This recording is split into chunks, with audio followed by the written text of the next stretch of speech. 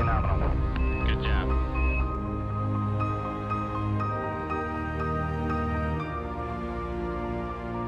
Winning the first Asia Le Mans Championship would be the coolest thing, because you'll always be the first. Well, actually clinching that was very special.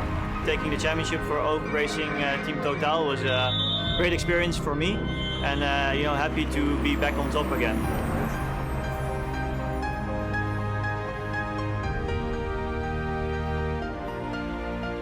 Roger, thank you. It all went exactly nominal. Coming up in our 1 hour program, we'll show you extended highlights of the opening round of the 2014 Asian Le Mans Series from Inje, Korea. We'll take a closer look at the categories in the field for endurance racing in Asia. We'll show you what motorsport means to racing fans in this part of the world, as well as focus on those behind the scenes who make it all happen. And we'll take a trip down memory lane with a review of last season. So sit back, hold tight, and join us for more Asian Le Mans Series action.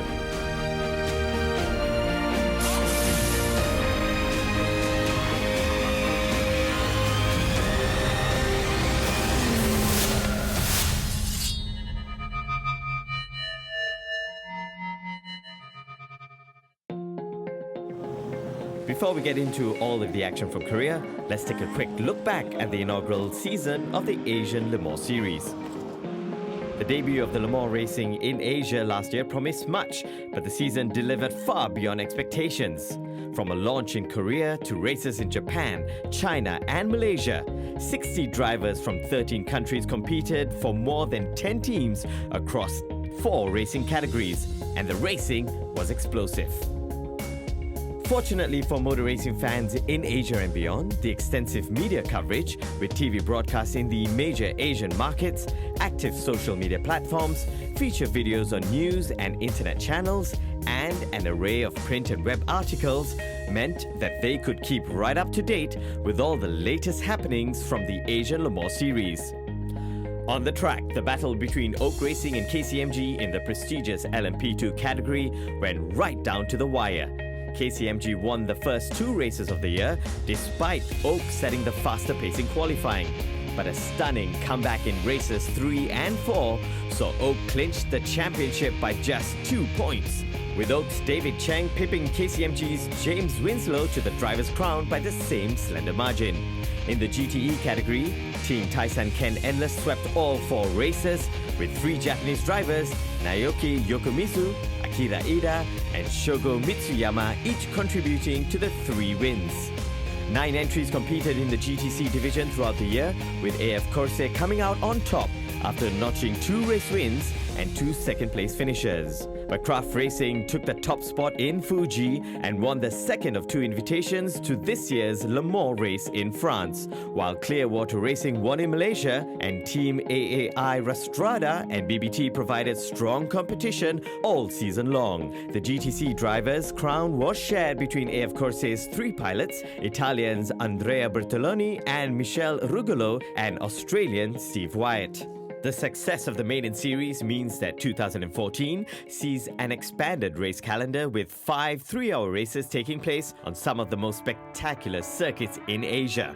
After stops in Korea and Japan, the series will visit the Shanghai International Circuit, racing alongside the World Touring Car Championship, before an exciting visit to a brand new track in Buriram, Thailand, and the season finale in Sepang. But in addition to an expanded season, some new additions in 2014 means that the only truly Pan-Asian Open Racing Series will be even better than before. Eurasia Motorsports has entered cars in both the LMP2 category and the brand new CN Prototype division, which has been created to open the door to endurance racing in Asia. ATL Wolf Asia will also compete in this category, while Taiwan's AAI Rastrada team has no fewer than 3 cars entered in the GTC division, with some exciting new drivers joining the veterans from last year. It's going to be a great season. With the Korean Grand Prix making its debut in 2010 and this track here in Inje opening just last year, it has been an exciting few years for Korean motorsport. Let's find out a little more about racing in this part of the world. My feeling over the last couple of years is there's definitely been a step forward in motorsports in Asia.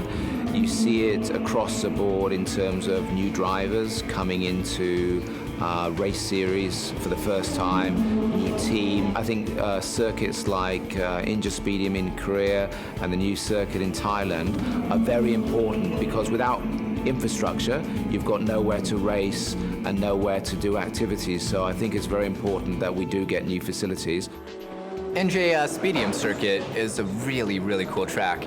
The location is in the valley of these hills around us, and it's beautiful. It's scenic. You have green, lush trees everywhere.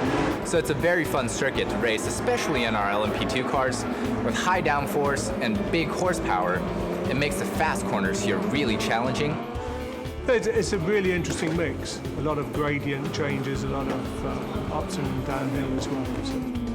This track is quite interesting and challenging because without the main straight, it's all the corner connected to the next corner. So the driver is always very busy to turn the straight steady and no stop. When I'm driving here, it's much higher than I driving in Fuji or in the Sepang or other track course. And to be honest, a circuit like Inje Speedium is a very interesting circuit to drive because it's very technical, very up and down, a lot of tight corners, a couple of longer straights. So actually it's a really, really quite stressful circuit, both on the drivers and the cars.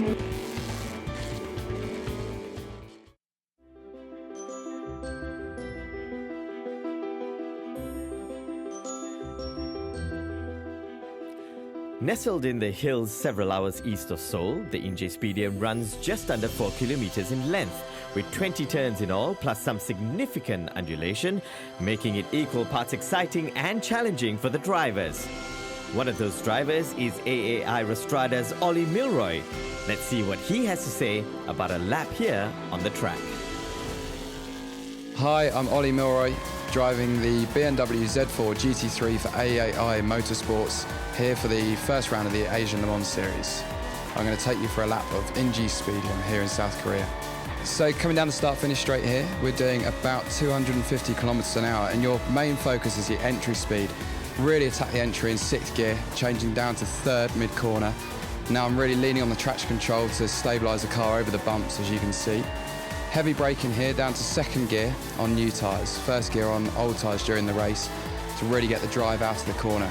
Now, we have a big problem here with understeer because the track falls away, so you have to be very patient on the throttle now. Just starting to pick up the power, again leaning on the traction control at the hill. Really high speed corner this, so be super smooth with the steering wheel, bit of exit curve there.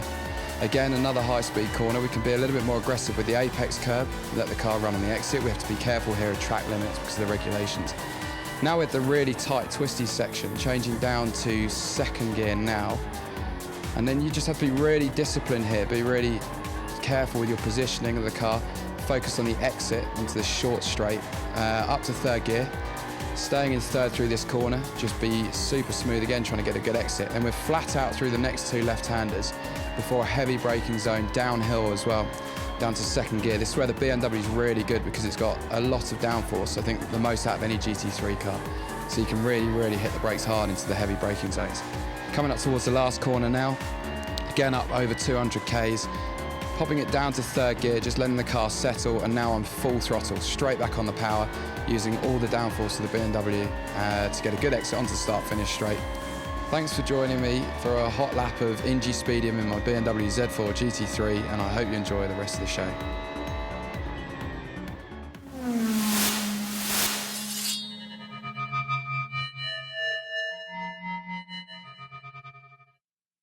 Big lights and bright colors, the future is drawing near with new thoughts and ideas. My dreams, they all start right here. So I take a step and time will tell. I'm filling up high like a wishing well. I got big dreams to take over the world. I got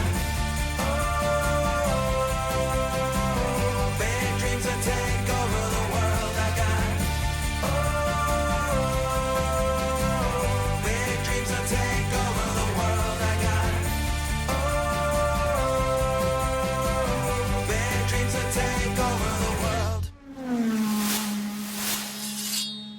It's time to get the Asian Le Mans Series off to a start here in 2014. This year, all the teams will visit 5 countries and there will be 5 3-hour races, the first of which gets underway right here at the Inje Speedium in South Korea. But all the action at the start was with the front 2. Oak's David Cheng started from the front of the grid, but his time in the lead was short-lived as Eurasia Motorsports' Richard Bradley was able to pass him on the very first lap. And in third was the CN car of Craft Bamboo Racing. The 2 LMP2 cars were locked in a battle right from the very start, and it was one that would continue for the duration of the 3 hours. The rest of the field was rounded out by the 3 GT cars from Team AAI, with great battles between the teammates throughout the entire 3-hour race. The aerodynamics of the prototype cars really shines in the corners as it manages to maximize its downforce around the turns. Craft Bamboo Racing qualified first in the CN class and third overall, but leads in motorsports can disappear in an instant. Kevin Sir ran wide during the opening lap and was overtaken by both the number 90 and number 91 cars, as Sir fell back to 5th, despite supposedly having a more powerful car. These 4 cars remained just within a few seconds of each other for the early part of the race, even though there were no changes in position. Back at the front, the prototypes were flexing their muscles, with Richard Bradley beginning to build a gap at the front, typically by a second more a lap. But David Cheng was also pulling well clear of the field, with these powerful cars picking up as much as 10 seconds a lap on the rest of the field. Leading the midfield pack were the GT cars, but it was Eurasia Motorsports crew, led by boss Mark Goddard, who were in control overall. There was early drama for Maurice Chen in the black number 92 Team AAI car, spinning out here early on lap 3. Even though Chen was fortunately able to rejoin the race without losing too much time on his rivals, even though the car remained at the back of the field.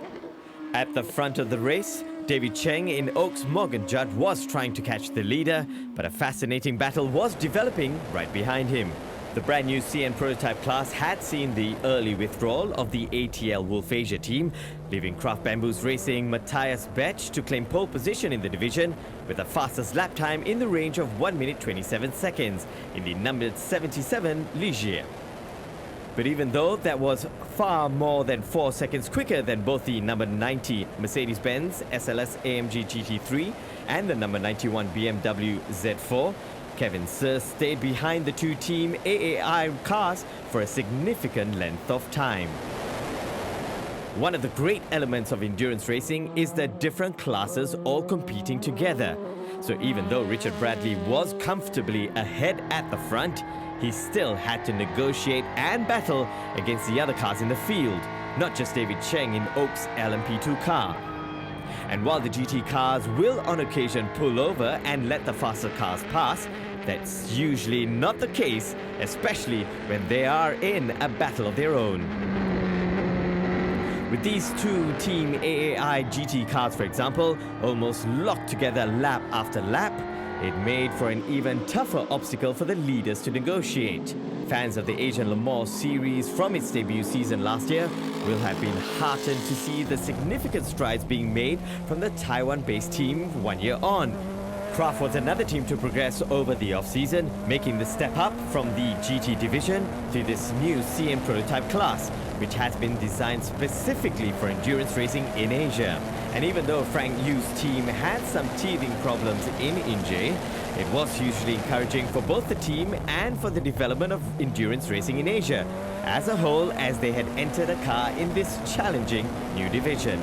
Even though it wasn't in fact until later in the race that the Craft Bamboo Racing team was able to get most out of their car, the close competition with the different classes of cars at the start made for some fascinating racing, with these 3 just seconds apart for more than 20 laps. Every move was watched intensely by their teams down in the pits.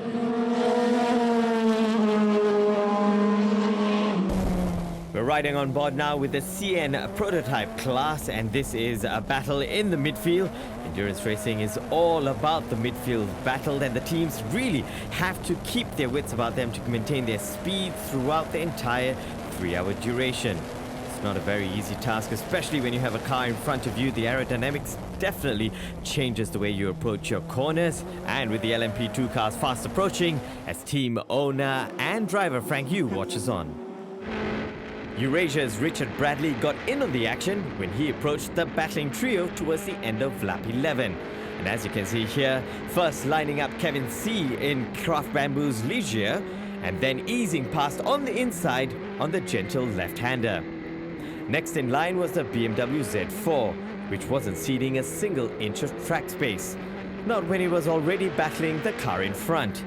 But although Bradley was held off for a while, it wasn't a fair fight, and the Britons soon went through.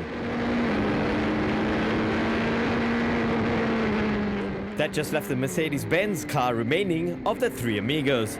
And even though Yu Lam had got the bump on Bradley, as he was held up by the number 91 car, Bradley soon closed the gap.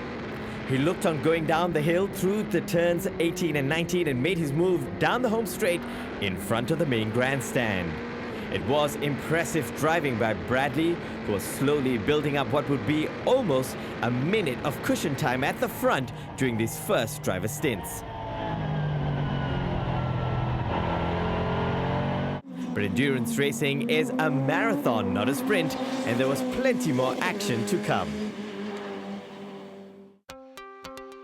The 4 classes for the 2014 Asia Le Mans Series are LMP2, CN Prototypes, GT and GT Am. The series winner and runner-up of the GT class and the series winner in the LMP2 class will be awarded entry into the 2015 Le Mans 24-hour race. To assist in the development of motorsport in Asia, every team of 2 or 3 drivers is required to have at least one Asian Oceanic driver. In addition, each team must have a Pro-Am balance of drivers. The purpose of this is to help develop new talent and allow for an open and fair competition. Le Mans is one of the blue ribbon races, though people worldwide know about it, and it's here in Asia. And for teams and drivers, it's giving us the opportunity to raise the game even further and higher. As a team, we really gelled together. We improved a lot throughout the season, and as the results show, in the last 2 rounds, we were able to clinch championship by 2 points, which was it was a really good fight at the last round at Sepang last year. And as you can see of the organization, there are many teams. They have experience also at Le Mans, also of the organization. So that's why it's good, because once a team make it to have the entry for Le Mans, it's not so much different than the rules and the organization there, so it really suits each other, and I think that's good. It's the first and only endurance championship in Asia, and it's also cross-platformed with the European Le Mans and of course the WEC. It helps Asia as well as Europe to understand each other better, more competitive, and it's also a good training platform for the teams here. This championship must happen, and it's happening, and I'm really grateful for the ACO and Mark Thomas to put this together.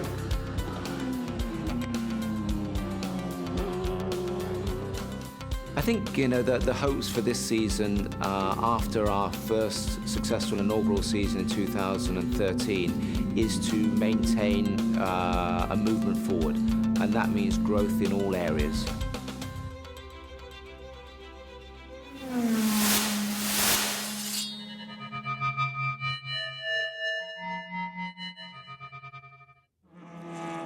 Back on track, and Eurasia's Richard Bradley led in his number 27 LMP2 Oreca Nissan and was making hay at the front.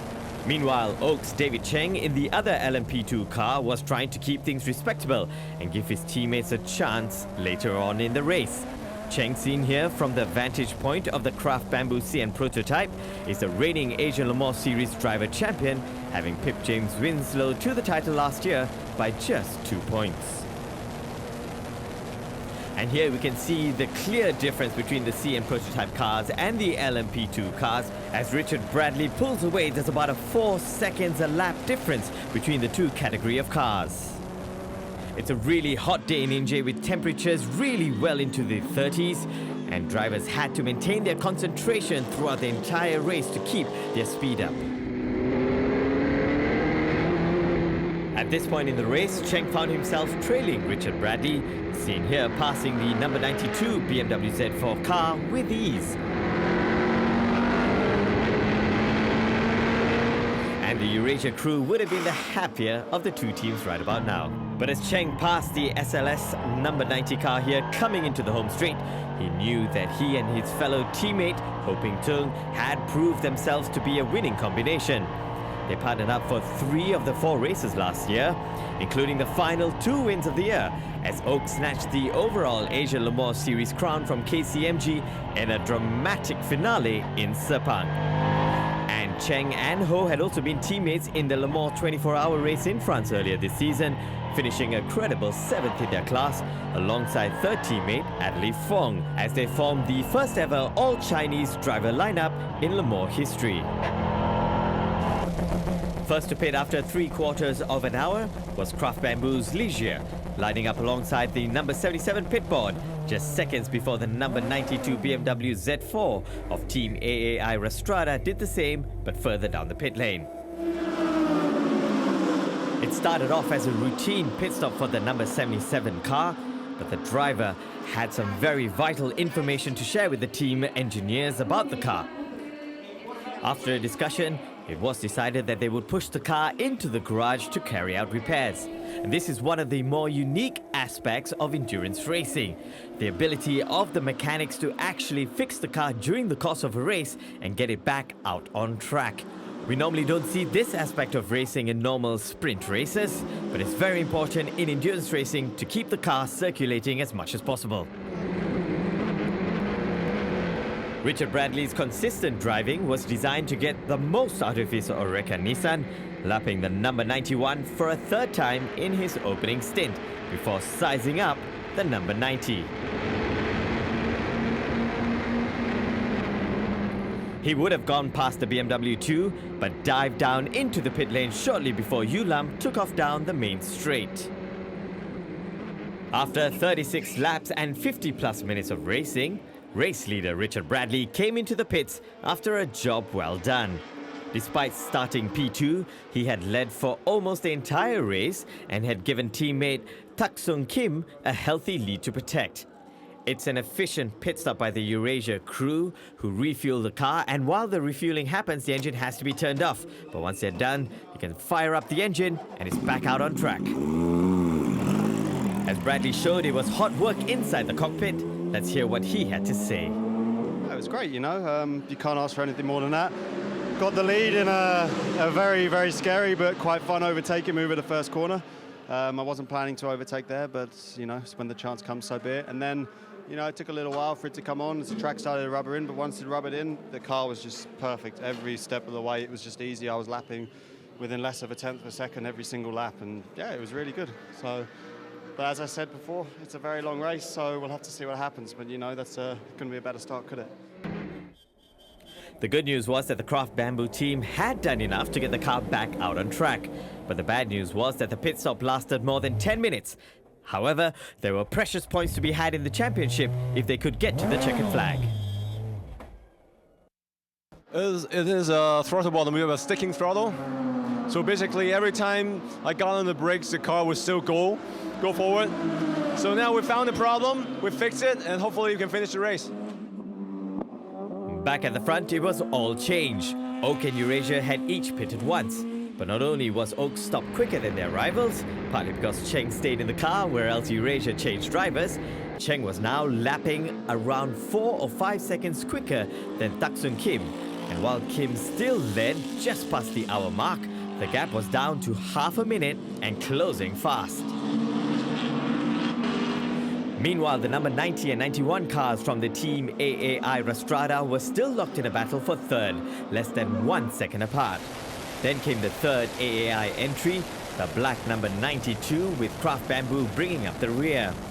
But with the number 92 car lapping the Ligier pretty comfortably, things were still a bit of a struggle for the Craft Bamboo crew, with 2/3 of the race still to go. On lap 44, Yulam brought the number 90 SLS AMG GT3 into the pits, and he was replaced by teammate Takamitsu Matsui. With the number 91 car having pitted a few laps earlier, Matsui's swift changeover meant that he retained the GT lead. But with Marco Siegfried still to drive the number 91, it was sure to be a fierce battle. Rounding out the endurance racing pyramid is a brand new series of prototype cars specially created for the Asian Le Mans Series, the LMP CN category. Its aim is to provide drivers and teams with a low-cost option into the series, with a class designed as a stepping stone to the LMP2. Lining up in the LMP CN cars in Korea were Craft Bamboo Racing and ATL Wolf Asia. What is the best thing about the CN category? Well, first of all, it's a much easier entry than, say, for instance, LMP2 or even LMP1, which is nearly impossible these days, like for privateer, especially underfunded ones. This category, well, number one, pricing level is very reasonable. And it provides a platform for all the young drivers to do an endurance championship with the Le Mans branding, because it's not very different from a Formula car, this category. For me, an amateur driver is really a great opportunity to race a prototype car, which in Asia we don't get that many chances. There's single-seaters, but definitely not prototype. The CN car is basically a small LMP2. It has a stock engine. The chassis are free, so there are several different chassis makes available. It doesn't have ABS and it doesn't have traction control. The CN is the good, proper, low-cost entry level for prototype. Yeah, I think it's really good, for the young guys to come. It's a promotional category. Costs are reasonably good. Also, you split between 3 drivers, so it's a really good thing. Well, we've implemented the new CN category in 2014, and also we've now just launched the new P3 category that will be involved in the series in 2015. I think the fundamental reason behind launching these, let's say, entry-level prototypes into the Asian Le Mans series is to give a more economic opportunity for new drivers and teams to get involved in the series.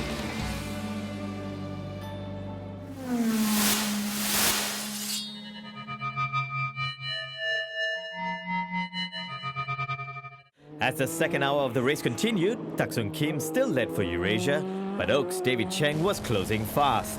Then came the number 90 and 91 of Team AAI Rastrada, who were still just seconds apart from each other after changing drivers. The third AAI car came next, followed by Frank Yu of Craft Bamboo Racing. The GT or Grand Touring class is considered the entry-level category in the endurance racing pyramid. But the Team AAI cars were putting on a show. Yulam in the number 90 SLS was running third, behind only the 2 LMP2 cars, and with much more impressive-looking Ligier still trying to find its feet. Lam continued to lap the Craft Bamboo car, proving that there's no hiding place out on track.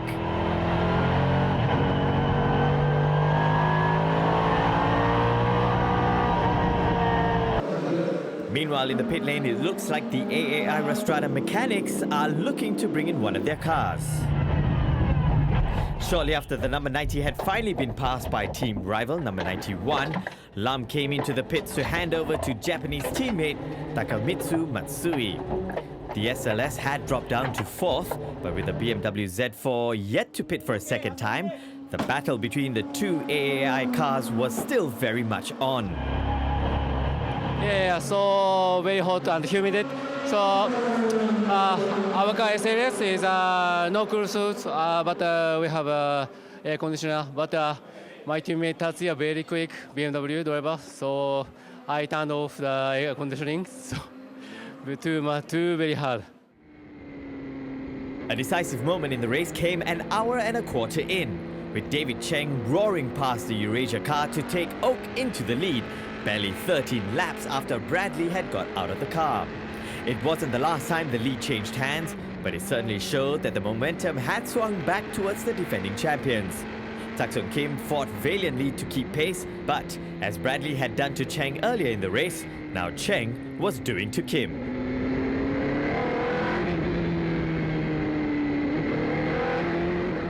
The camera position here shows just how hilly this track is, with the cars coming round a partly blind left-hander and then down onto the home straight before heading lower still with a right-hand downhill turn out of the straight.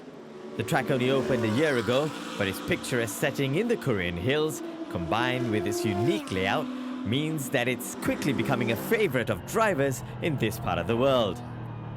As mentioned previously, fortunes in racing can change in an instant, and nowhere was this more evident than during David Cheng's stint in Oak's Morgan Judd. After conceding his pole position at the first corner of the race, he saw Richard Bradley disappear over the horizon.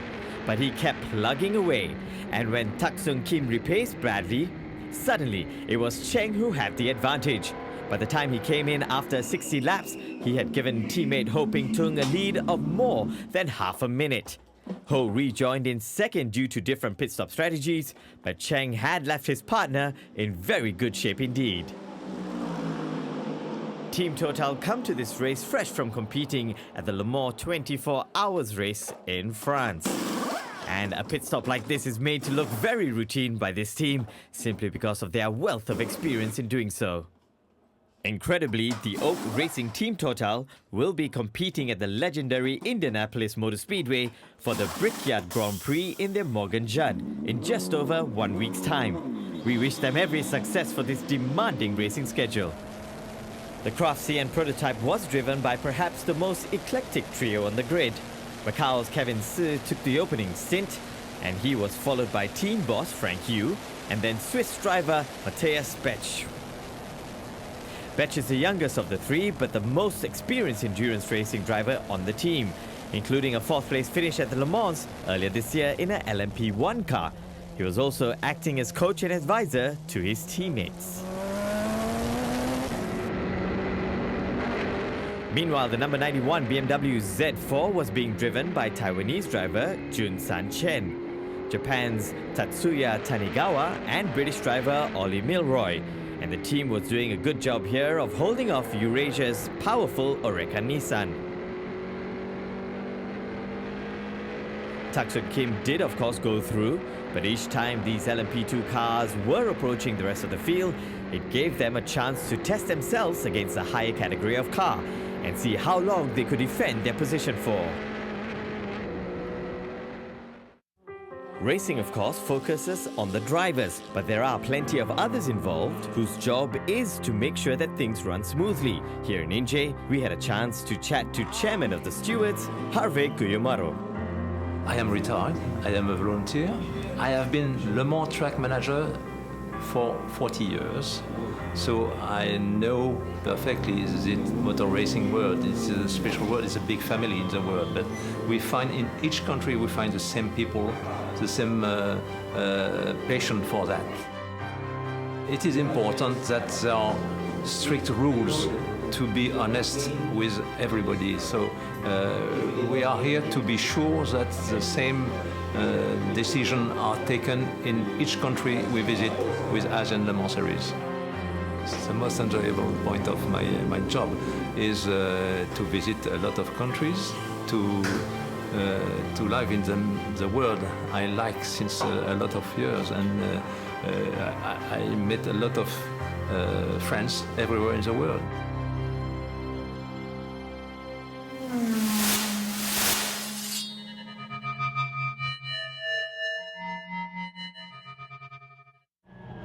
A minor rule change was made following this race, under which each team can now take their best 4 race results out of the 5-race season to calculate their final points classification. The aim is to encourage new entrants for the next race in Fuji and beyond, but to qualify for Le Mans, teams must race in all 4 remaining races of the season. That said, with Craft Bamboo having their invaluable experience of a full race weekend in Inje, teams joining the CN class in Fuji will have their work cut out to beat them.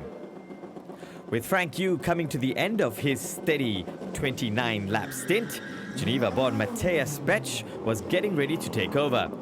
While every team always wants to perform to the best of its ability, one of the goals for the Craft team was to set up the car to its potential, as well as have the experienced Betsch help his teammates get acquainted with the prototype. Some technical issues on lap 28 forced Kevin Si back to the pits, and a lengthy stop put a slight dampener on the day. But there was still plenty of time to get some quality mileage under the belt to ensure that the car is running at top speed for the next race in Fuji. With Eurasia going back into the lead at the midway point of the race, as Oak made a pit stop for Cheng to hand over to Ho Ping Tung, Tak Sung Kim knew that he had to give it everything in his final few laps before he too handed over the wheel to his teammate. It was a good stint from the Korean, whose quickest laps were down in the 1 minute 32 second range. Not as quick as his teammate Richard Bradley, but a consistent performance nonetheless. After a 32-lap stint, Kim got the call to come in, with the team now having completed 69 laps overall, and he handed over to British driver John Hartshorn. In the overall standings, Eurasia was well clear in second place, but the GT cars were lapping considerably faster than Hartshorn, who was finding it hard to come up to pace, and was unable to break through the 1 minute 40 second barrier on his lap times. Meanwhile, the number 92 BMW Z4 was continuing its fine race. After starting at the back of the grid and making little progress through the field at the start, the team moved up a spot after 30 laps when Craft Bamboo ran into technical difficulties and had to pit earlier than planned. Rohei Sakaguchi then brought the car up another place before he handed over to German driver Marco Seefried, whose 1 minute 32 second lap time early in his stint was the team's quickest of the day. To put that in perspective, it was 10 or 12 seconds a lap quicker than Hartshorn was doing, despite the Briton driving the prototype LMP2 car. The other AAI BMW Z4, number 91, was perhaps the most balanced team on the grid, with Ju-san Chen, Tatsuya Tanigawa, and Ollie Milroy all consistently lapping within a few seconds of each other all race long. The car was in 4th position overall when it came in just before the 2-hour mark, and we had a chance to catch up with Ju-san Chen after his session. I think when the starting lap, I feel the car is quite running well, can continue the lap time 35. But just after push the 7th lap, then suddenly the ABS system is gone. So no more ABS. So this is very hard to job, especially the cause tire problem, because without the ABS, it's very easy damage the tire. So the tire is getting overheat, and the rear wheels always is locked before the turn in. Well, there's never a good time to have a braking issue when racing around a track at top speed, but those words from Ju-san Chen just shows how many factors these drivers have to contend with when they are pushing their cars to the limit. And that's before the soaring temperatures are taken into account, given the dry and hot conditions for both car and driver. With Hartshorn continuing to struggle in the Oreca Nissan, both Ho Ping Tung and Takeshi Tsuchiya in the number 90 car went past him here, giving the Korean fans who had turned out in their thousands across the weekend plenty to cheer as the race moved into the final hour. A key moment came on lap 77, with a little over 50 minutes left in the race when the number 90 SLS just made a little mistake on this corner under relentless pressure from Marco Seefried in the number 92 BMW, and Seefried went through to take the category lead and up into 3rd position overall. The Mercedes recovered well and tried to keep pace, but Seefried was creeping away a little by little and opening up the gap.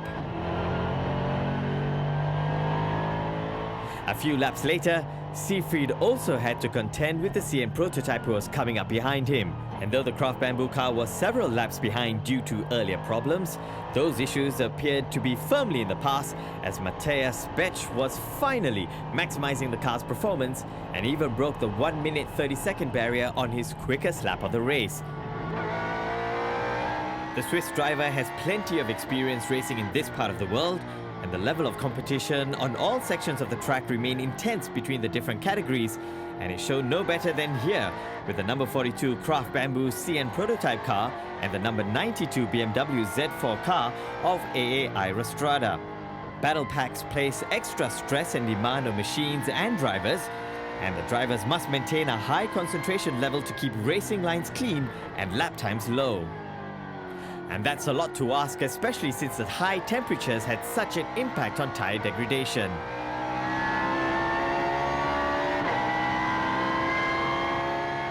So heading into the final quarter of the race, it was looking very good indeed for Oak, and Ho Ping Tung lapped his nearest rival for a 5th time to emphasize that point.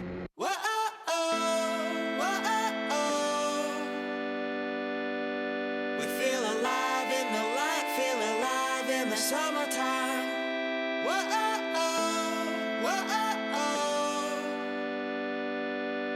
And we are breaking free now wherever we go.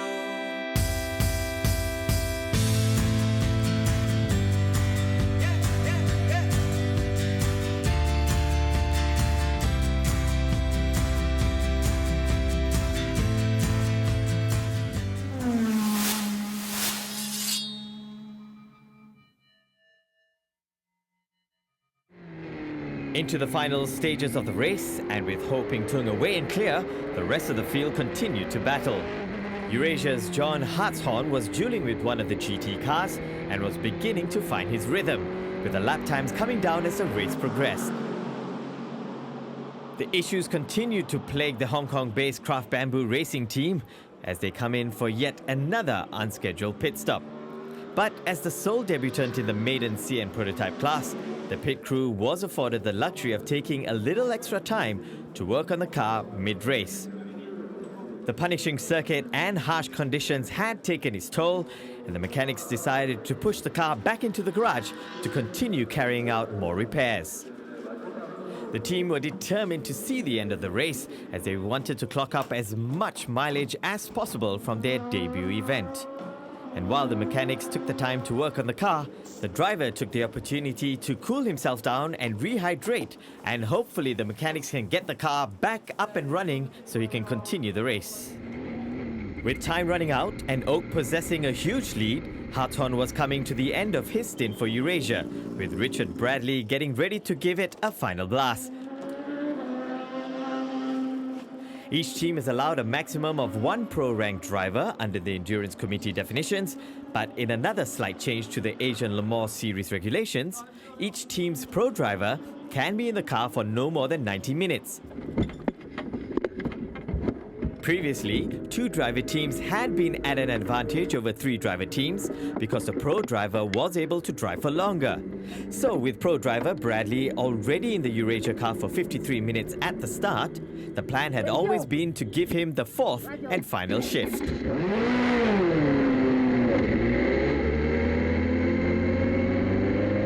No, it's something different, you know, we are not lucky today. First we had a blipper problem with the springs, this can happen, and now, you know, I don't know what's really the problem. I just had a spin and I felt something strange because I was, you know, doing very good lap time but still safe. So I restarted and I really felt something abnormal. And yeah, I was lucky to come in because there was some oil leak and I guess some oil on tires. So yeah, I don't know, I hope we did not break the engine. And anyway, it's a learning stage for us. I hope we'll be able to finish the race to score some points anyway. With Bradley desperate to cut the gap at the front with a last-ditch effort to put some pressure on Oak, he lost control of the car and ended up in the turn 1 wall. His earlier efforts had deserved better, but the late drama showed the fine line these drivers tend each time they're behind the wheel. as well as the well-worn mantra in endurance racing, to finish first, you first have to finish. And it's good to note the safety cells in these cars are quite sturdy, and Richard Bradley is able to walk away unhurt. Yeah, he reported there was pickup on the tyres and it was taking a bit of time for the grip to come back in, and just went into turn 1 too fast and hit the wall. So game over. It's a shame. It's race over for Eurasia, but meanwhile Frank Yu managed to take the Craft Bamboo Ligier back out for one more lap. But a bittersweet day had a happy ending as the team took maximum points in the CN prototype class. Let's take another look at Bradley's crash. And as you can see, the car just slips to the left as he tries to go around the right-handed turn. A combination of too much speed and something on the track perhaps, but either way, it's the end of his race. Well into the third hour of racing here in Inje, and the action just keeps on coming. Ho Ping Tung in Oaks Morgan Judd was now just 10 laps ahead at the front of the race as he again lapped the GT pair from Team AAI Restrada. But it was a fantastic day for the team from Taiwan as they swept the GT podium. So after 3 hours of racing, Ho Ping Tung made it 3 Asian Le Mans Series wins in a row for Oak, dating back to last season, each time partnered by fellow Chinese driver David Cheng. Marco Seefried took second in the number 92 BMW Z4, with the number 90 SLS incredibly just 6.5 seconds behind him after 3 hours of intense racing. So Oak Racing continued their winning streak and topped the Asian Le Mans Series Championship at the moment, with Craft and AAI Restrada completing the race.